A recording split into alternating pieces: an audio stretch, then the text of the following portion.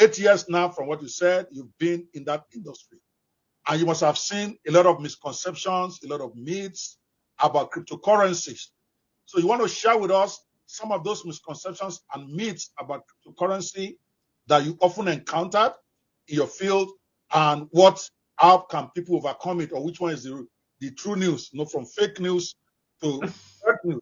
Talk to me.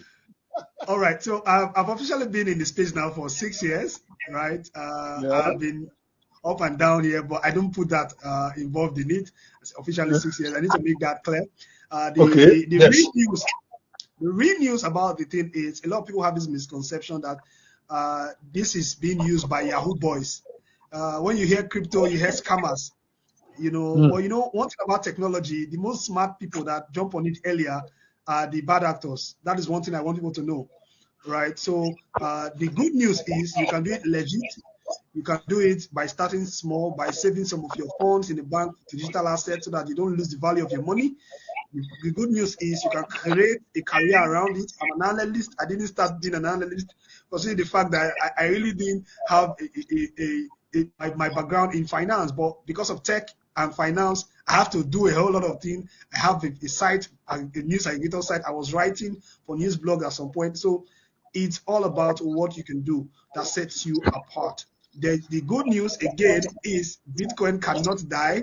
It's a software that is being built by anonymous creator Satoshi Nakamoto. So, and also individuals from nowhere can be something by just learning and having information. All right. You're not giving me all the misconceptions or myths. All right. Is that all you got to give me there? I gave you the time. All right. So one of the myths is yes, it's going to crash to zero. Government is going to ban it and it's not going to fly. You cannot own You cannot own Bitcoin. It's too expensive.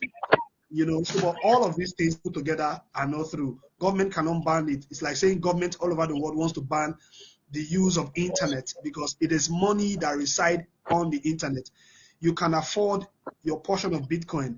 Although the price of Bitcoin one now is $30,000, you can get fractions. I did it when I was making small money. I was little money, so to say. I was saving in Bitcoin. I was saving $20 per week.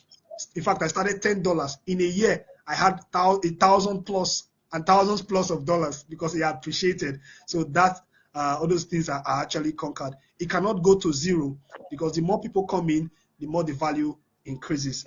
In 2011, if you have bought Bitcoin at you're talking about the main cryptos now. Bitcoin, yes. Right? What you're saying can't go to zero. Because cryptos can go to zero. I've bought several. Yes, some cryptos can go to zero. Don't bullshit me. It can go to zero, right? Rume, it can go to zero. Bitcoin can't go to zero. But some cryptocurrencies, some cryptocurrencies with no intrinsic value. So for example, some are they are just I call meme coins.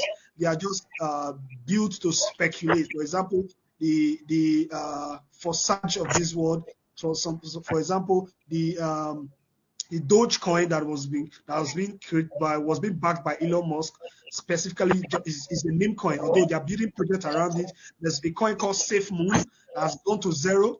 There's a whole lot in the ICO time in 2016 that have gone to zero. All right. So I wanted you to put that in there so that people can get the full balance of this stuff.